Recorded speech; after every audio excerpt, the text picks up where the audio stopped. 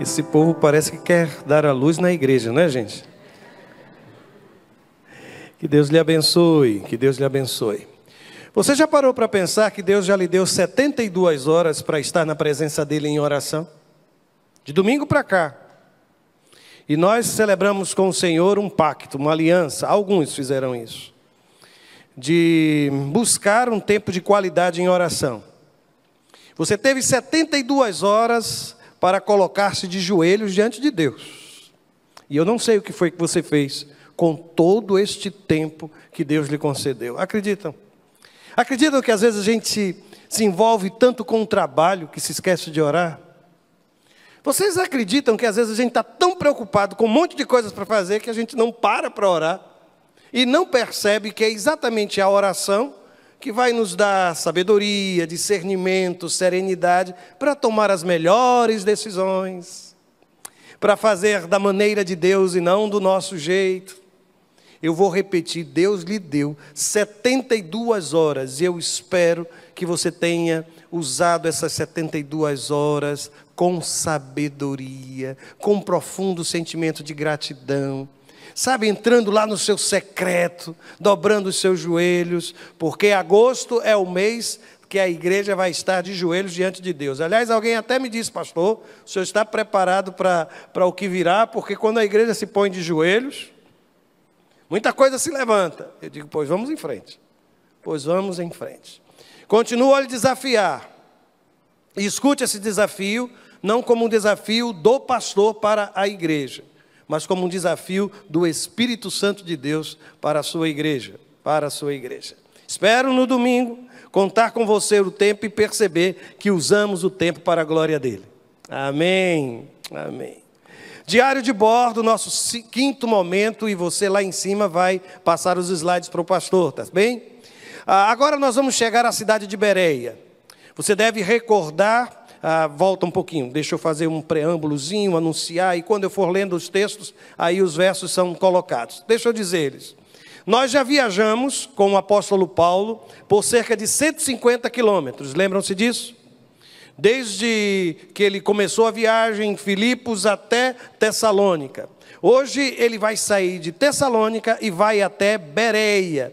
São mais 70 quilômetros. Então, ao todo, nós já percorremos 220 quilômetros. Esse pessoal que gosta de mapa, me diga qual é a cidade aqui do estado que fica a 220 quilômetros de Maceió, aproximadamente 220 quilômetros. Onde estão estes homens?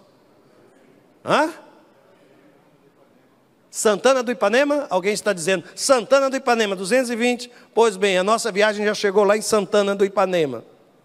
Chegamos em Bereia. E vocês vão ver o que aconteceu com o apóstolo Paulo naquele lugar. Agora sim, Atos 17, versos de 1 a 9. E o texto começa dizendo: logo que anoiteceu, os irmãos enviaram Paulo e Silas para Bereia. Chegando ali, eles foram à sinagoga judaica.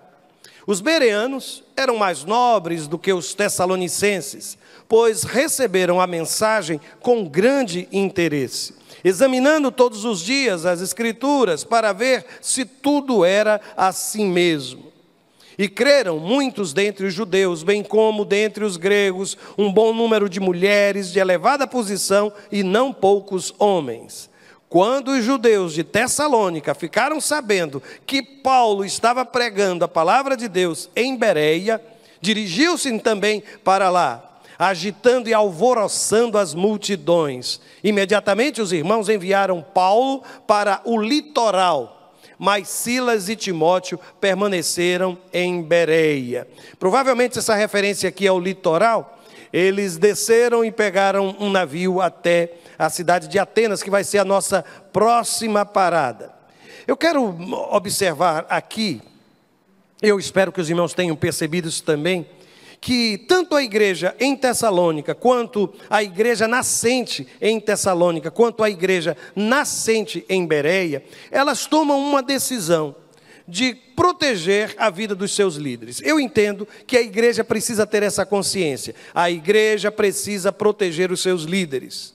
Eu me senti protegido na terça-feira passada. Eu tinha uma reunião com o grupo desta igreja E vamos começar a reunião. A gente tem feito essa reunião com a liderança desde o tempo da pandemia. Alguns relatores de comissão têm se reunido com o pastor regularmente, num primeiro momento. Hoje a gente tem, nem sempre, toda segunda, terça-feira a gente faz isso, mas nós nos reunimos sempre para analisar e tomar decisões compartilhadas. E naquele dia eu disse, olha, estou indo para casa, não sei se eu vou conseguir ajeitar Davi, mas se eu conseguir, eu entro para a reunião. Imediatamente começaram a surgir algumas palavras assim, pastor, faremos a reunião no outro momento. Pastor, fique tranquilo, outro dia a gente se reúne. Pastor, acho que umas 4 ou 5. Eu vou dizer uma coisa, eu precisava dizer isso em público. Eu me sinto protegido, eu me sinto amado, eu me sinto cuidado pelos irmãos em muitos momentos, E a compreensão que essa igreja tem tido com a minha vida, com a vida da Cláudia, os irmãos devem perceber que desses 14 anos que convivemos com o Davi, em muitos momentos nós não pudemos estar, a Cláudia não pôde estar, e essa igreja tem sido extremamente amável conosco, e eu preciso dizer a Deus obrigado. E eu vou dizer, irmãos, eu acho que a gente aprende isso também com os nossos irmãos lá, tanto de Tessalônica quanto de Bereia. Por quê? Notem que os irmãos de Tessalônica, mesmo depois do tumulto, lembram-se que Jasão foi levado preso, pagou fiança, eles permaneceram cuidando de Paulo e Silas. Veja o que disse o versículo 10 na sua primeira parte. Logo que anoiteceu, os irmãos enviaram Paulo e Silas para Bereia. É como se eles dissessem, olha, a situação aqui está muito difícil, você precisa sair. E enviaram o apóstolo Paulo lá para Bereia. Você vai viajar, você vai percorrer esses 70 quilômetros, você não pode permanecer aqui.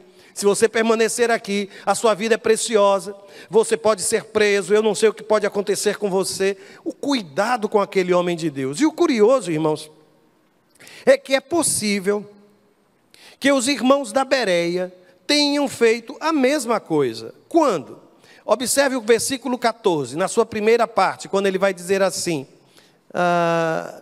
imediatamente os irmãos enviaram Paulo para o litoral. O que é que o texto está dizendo? Que quando surgiu a dificuldade lá em Tessalônica, os irmãos se reuniram, Paulo, você não pode ficar aqui, vá para a Bereia. Ele chega em Bereia, a situação fica difícil, o que é que fazem os bereanos?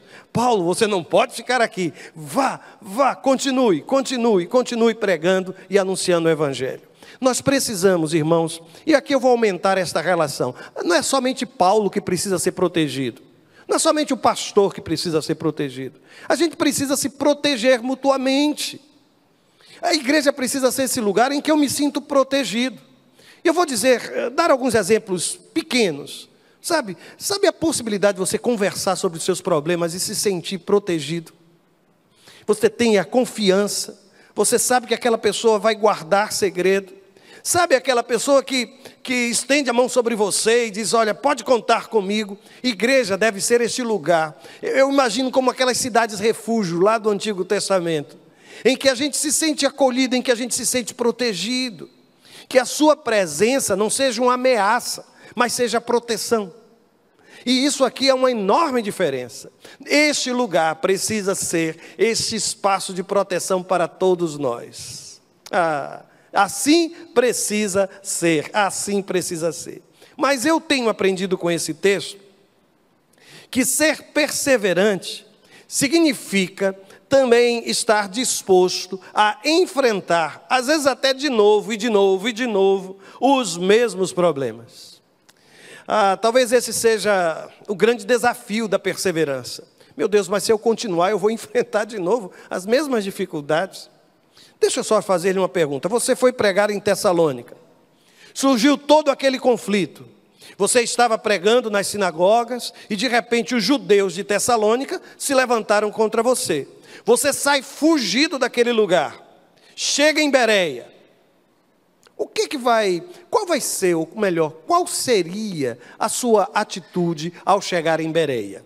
Alternativa A, você voltaria a visitar uma sinagoga.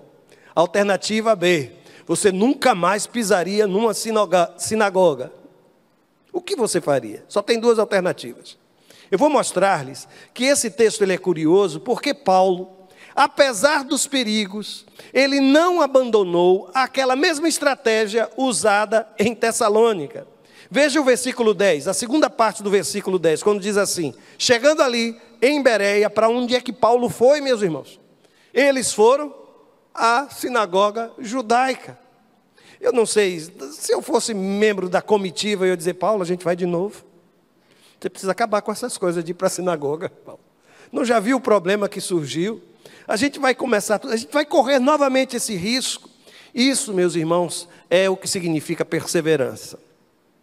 É você se submeter ao risco de passar por tudo aquilo de novo.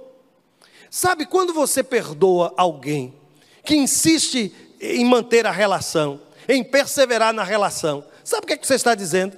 Eu escolho, mais uma vez, correr o risco.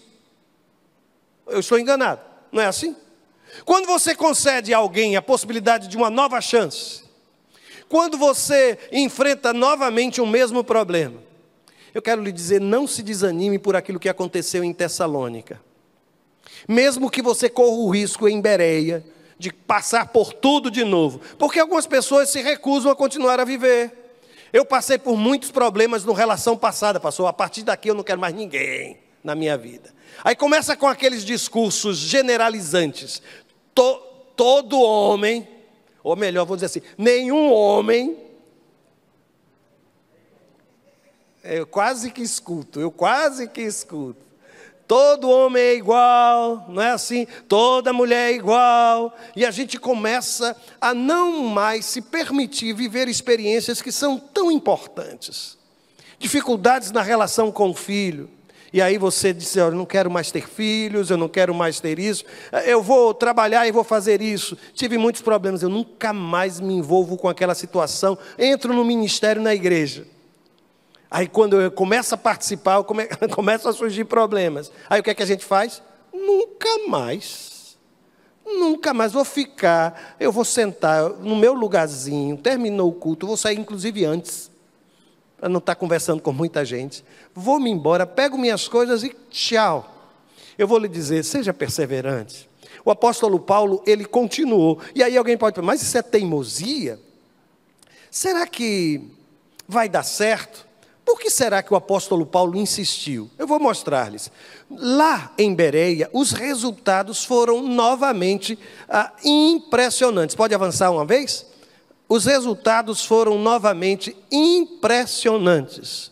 Notem que a forma como Lucas escreve parece mesmo sinalizar, ou é extremamente parecido com aquilo que ele falou em Tessalônica. No versículo 12 está escrito assim: e creram muitos dentre os judeus, lembram-se disso? Bem como dentre os gregos, lembram-se que eles também foram citados em Tessalônica? Um bom número de mulheres de elevada posição, a mesma situação. E depois o texto diz: não poucos homens. Pastor, eu sei que vai dar problema, mas eu também sei que o nome de Deus vai ser glorificado. Pastor, eu sei que eu corro o risco de ser novamente perseguido, mas eu creio que vale a pena. Eu vou ser perseguido, mas muita gente vai ouvir o evangelho. Não tem lugar mais fértil do que uma sinagoga para eu pregar o evangelho aqui em Bereia. Eu vou pregar. Mas Paulo, e se você for preso? Tudo para a glória de Deus. Paulo, e se outros forem levados, como aconteceu com Jasão? Tudo para a glória de Deus, meu irmão. É nesse momento que o apóstolo Paulo, ele arrisca a sua própria vida, mas se você se recorda, quando ele conversou com os líderes lá de Éfeso, ele chegou a dizer: olha, eu não tenho a minha vida como preciosa, contanto que eu faça o quê? Que eu venha cumprir o ministério, que eu cumpra o ministério que eu recebi das mãos do meu Senhor Jesus Cristo. É isso, irmãos. Persevere, seja perseverante. E o interessante é que novamente a perseguição se levantou ali em Bereia. E aí o texto diz assim: quando os judeus de Tessalônica, 70 quilômetros, meus irmãos, de distância, num tempo em que não tinha WhatsApp, não tinha telefone, não tinha como eles se comunicarem assim, mas aí o texto diz, porque quando o demônio persegue o povo de Deus, é impressionante, irmãos. Eles saem de Tessalônica, andam os 70 quilômetros, aí o texto diz: quando os judeus de Tessalônica ficaram sabendo que Paulo estava pregando a palavra de Deus em Bereia, dirigiram-se também para lá, agitando e alvoroçando as multidões. Isso é perseguição, né, irmãos? Já aconteceu com você assim? De você sair de um lugar, eu vou para outro setor. Porque aquela criatura, quando você menos espera, ela senta no birô da frente. Sabe? Sabe aquela coisa, eu não vou mais estudar nessa turma, eu estou na turma A, aquela pessoal está ali, eu vou para a turma B. Quando você se depara, está todo mundo lá também na sua turma B. E o bom é quando as duas pessoas vestem a mesma roupa para a festa, né? É tão bom quando aquela criatura aparece, você também vestidos com a mesma roupa, comprada onde? Na Renner, na C&A, na Riachuelo, e lá estão as duas lá desfilando, e você diz, eu vou me embora. Que aquela criatura está aqui de novo, sai de junto de mim, não é possível um negócio desse. Eu vou lhe dizer, para onde você for, sempre vai aparecer um judeu de Tessalônica, irmãos. É um negócio sério. Você está pensando que porque vai mudar de endereço, mudou de igreja, mudou de relação, mudou de emprego, as coisas vão ficar maravilhosas. Você não vai encontrar nenhum judeu de Tessalônica. Pode perguntar, amanhã quando você chegar, tem alguém aqui de Tessalônica? Você vai ver que tem assim, ó, ao seu redor. Porque para onde quer que você vá, a palavra de Deus se multiplicando, gente se convertendo. E eu vou dizer uma coisa, meus irmãos, eu estou muito feliz. Eu hoje ia começar a minha palavra dizendo assim, olha, aleluia! Aí o povo ia ficar todo mundo assustado. O que foi que houve com o pastor? Quando eu vejo a igreja com tanta gente no culto de oração como hoje está, eu tenho mais a que dizer aleluia. Olha para os lados, olhe, glorifique-se. Gente, eu me lembro de momentos em que a gente entrou aqui e eram, vou dizer assim, não sei por que gatos pingados, eu não sei por que gato aparece nessa história, mas era assim um pouquinho, não era ovelha não, era gato mesmo, eram os gatos pingados. Sabe, um ali, uma aqui, uma ali, uma aqui. Que coisa maravilhosa. Eu vou dizer, irmãos, os irmãos estão vendo quantas pessoas estão declarando publicamente que tiveram um encontro com Deus em nossos cultos dominicais? São muitas. Você acha que isso não incomoda? Você acha que ele não vai querer atrapalhar o mover de Deus no meio do seu povo? Claro que vai, irmãos. Onde o nome de Deus é glorificado, aparece um de Tessalônica. Por isso, Paulo continua, perseverante. E aqui, eu quero fazer-lhe uma pergunta e tem a ver com uma história que eu achei linda a história. Muito, muito, muito, muito interessante. Como é que você se sente quando a primeira fatia do bolo não é sua? A história que eu ouvi, na verdade, era de uma nora e de uma sogra. E o filho, marido daquela, estava fazendo aniversário. Um bolo grande sobre a mesa. E aí convidam o coitado para partir o bolo. E ele parte o bolo. E tira uma primeira fatia. E a pergunta de todos qual é? Para quem vai ser a primeira fatia? Aí ele se dirige para quem? Numa hora como essa, sai correndo, né? Dá para o filho, dá para o vizinho, qualquer um come. A própria pessoa come para resolver essa situação. Mas imaginem você não foi a escolhida. Foi a sua nora que recebeu a fatia. Não foi você a escolhida, foi a sua sogra, amada sogra, que recebeu a fatia. Ainda que seu marido lhe dê todo o resto do bolo, ele não lhe deu a primeira fatia. E isso é o que significa primícias, viu, gente? Quando Deus diz, olha, a primeira fatia é minha, não adianta querer dar o resto todinho não, viu? Porque o primeiro lugar precisa ser dele. Mas deixa eu voltar para a nora e para a sogra. Com certeza nenhuma das irmãs aqui ia se sentir desconfortável com isso, não é verdade, irmãos? Nenhuma das irmãs. Sua sogra merece, sua nora merece, não é assim? Eu estou perguntando isso e eu vou mostrar-lhes por quê. Porque nesse texto eu acho interessante que Lucas, ele elogia a postura dos bereanos e ainda faz uma comparação entre eles, os bereanos e os de Tessalônica. Veja um elogio. Ele diz assim, os bereanos eram mais nobres do que os tessalonicenses. Eu já não gostei, isso não é politicamente correto, né, irmãos? Como é que o pastor fala dos bereanos, comparando aos tessalonicenses, e chega aqui no púlpito e diz, olha, os bereanos eram melhores do que vocês. E aí o texto prossegue, pois receberam a mensagem, primeiro, por que eles são considerados assim mais nobres? Alguns até sugerem a ideia de uma mente aberta, de uma mente receptiva. Primeiro, porque eles receberam a mensagem com grande interesse. E aí o texto prossegue dizendo: examinando todos os dias as Escrituras, para ver se tudo era assim mesmo, assim mesmo. Então eles receberam com interesse, e depois o texto sagrado diz que eles se colocaram para examinar, correto? Agora, observem qual era o dia da semana que eles faziam isso. Qual era o dia? Ok. Todos os dias. Sinagoga, eles se reuniam quando, irmãos? Mas os bereanos, todos os dias. É por isso que eu olhei para você no começo e disse: Deus lhe deu 72 horas. Está pensando que oração é uma vez por semana? Está pensando que a sua vida, você vai alimentar a sua espiritualidade, não fazendo isso todos os dias? É por isso que eles são mais nobres e chamados por Lucas assim. Eles são mais nobres. Por quê? Porque eles recebem com alegria, mas ao mesmo tempo eles param para examinar. Não é só emoção, é também profundidade. Ninguém mantém uma espiritualidade, irmãos, em cima de gestos, em cima de oba-oba, em cima de simples emoções. As emoções, elas fazem parte do processo. Mas o meu culto precisa ser também racional, eu preciso examinar. Quando um pastor pregar, abra a Bíblia. Reflita. Especialmente hoje em dia, que a gente escuta cada coisa. Eu às vezes fico olhando, tem uns pregadores que parece que o cristianismo não tem 2000 anos de história. Eles pensam que vão dizer alguma coisa que nenhum outro jamais ninguém viu. Ele foi aquela criatura escolhida por Deus depois de mais de 2000 anos de cristianismo para ver aquele texto e observar aquilo.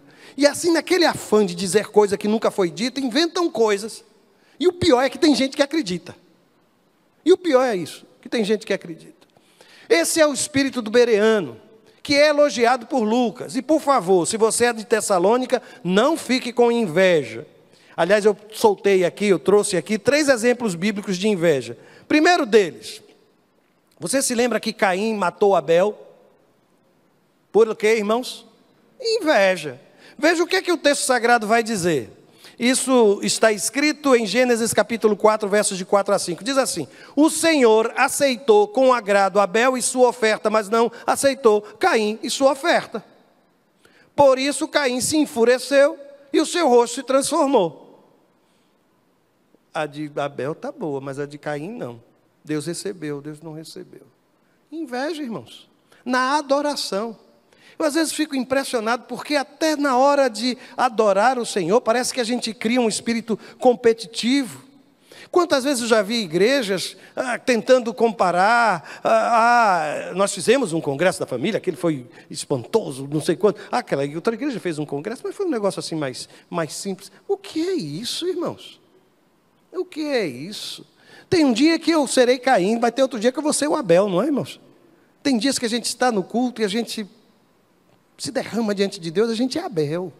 Mas tem dias que você está virado pelo avesso, que não tem sermão, que não tem canção, que não tem abraço que lhe tire dessa posição de senta o culto. E às vezes eu fico observando, quer ver? Vai acontecer um fenômeno agora. Aí a criatura, já sabe o que significa nessa linguagem corporal? Quando eu vejo gente assim e assim, alguém já disse que olhar o relógio para ver a hora não é problema. O ruim é quando a pessoa ainda bate para ver se está funcionando ou se parou. Se o irmão faz isso na igreja, aí é que está o grande dificuldade. Mas vejam, eu tenho um outro momento. Você se lembra que Raquel, ela teve inveja de Lia? E sabe por quê? Porque as duas tinham o mesmo marido. E a Escritura vai dizer que vendo Raquel, que não dava filhos a Jacó, teve inveja de sua irmã. E aqui é uma diferença, sabe, irmãos, entre inveja e desejo. A diferença pode ser pequena, mas ela é necessária, é preciso identificá-la. Eu já tenho escutado mulheres que olham para mim e dizem assim: pastor, quando tem aquelas programações de família que eu vejo aquela esposa sentada ao lado do marido, meu marido não está aqui, eu fico tão triste com aquilo me dá uma dor. Minha gente, isso não é inveja, isso é desejo de trazer o seu marido. Ela não quer o marido daquela mulher. Ela quer o seu marido partilhando daquele momento. E é razoável. Quando uma mãe se senta aqui e vê seus filhos envolvidos na igreja, envolvidos nos ministérios, os meninos tocando, Eu me lembro de quantas mulheres já disseram, pastor, gostaria tanto de ver meu filho ali integrado. Isso não é inveja, ela não quer o filho daquela outra família, ela quer ver o seu filho ali. Então há uma diferença sutil. E aí o texto sagrado vai dizer que na vida, às vezes a gente tem que olhar essas coisas, mas ao mesmo tempo continuar adorando ao Senhor. A primeira fatia do bolo não veio para mim, e agora? O que é que eu faço? Não faz. Come a segunda, que talvez a segunda seja até maior do que a primeira, irmão. Não é? Vai que a sua fatia é maior do que a primeira. Mas eu vou adiante, irmãos. Tem um terceiro exemplo. Você se lembra que Saul invejou o Davi? Mas também as mulheres que cantaram.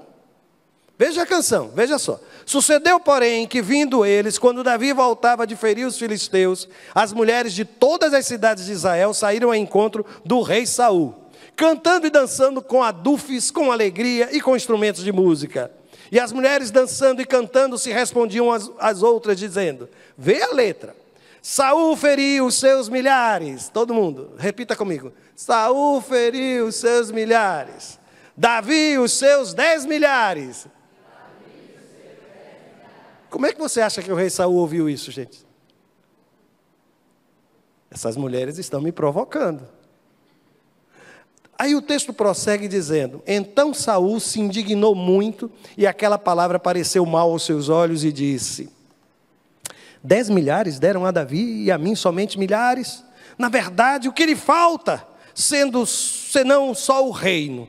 E desde aquele dia em diante, Saul tinha Davi em suspeita. Davi não cantou, Davi não fez nada, coitado. Mas aquela canção cantada dentro de Jerusalém foi um punhal enfiado no peito de Saul, que já sabia que estava sendo rejeitado da parte de Deus. É por isso que lhe perguntei no início, vou perguntar, e agora? E se a primeira fatia do bolo não for sua? E se quando você for comparado a alguém, você perceber que alguém faz melhor do que você? Qual é o seu sentimento? Como é que você reage quando você... Às vezes isso acontece muito com os filhos, não é? Quando ele tem ou ela tem uma babá muito carinhosa, com quem eles têm aquele afeto. Eu já vi mãe com ciúme da babá do filho.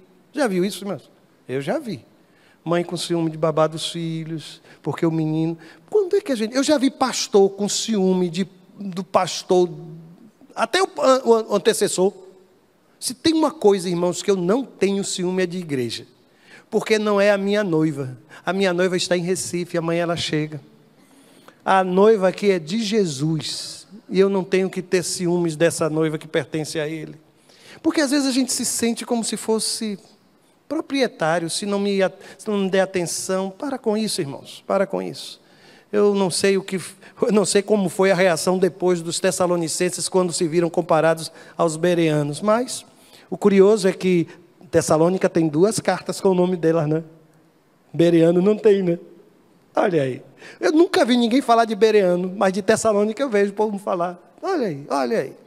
Por isso eu quero terminar dizendo uma coisa aos irmãos. Eu não sei se perceberam, mas o texto sagrado vai dizer que quando eles conseguiram mandar Paulo para o litoral, ficaram ali. Eu vou perguntar, veja se você consegue a resposta para mim. Quem foi que ficou em Bereia quando Paulo precisou sair para o litoral? O que é que a Bíblia diz?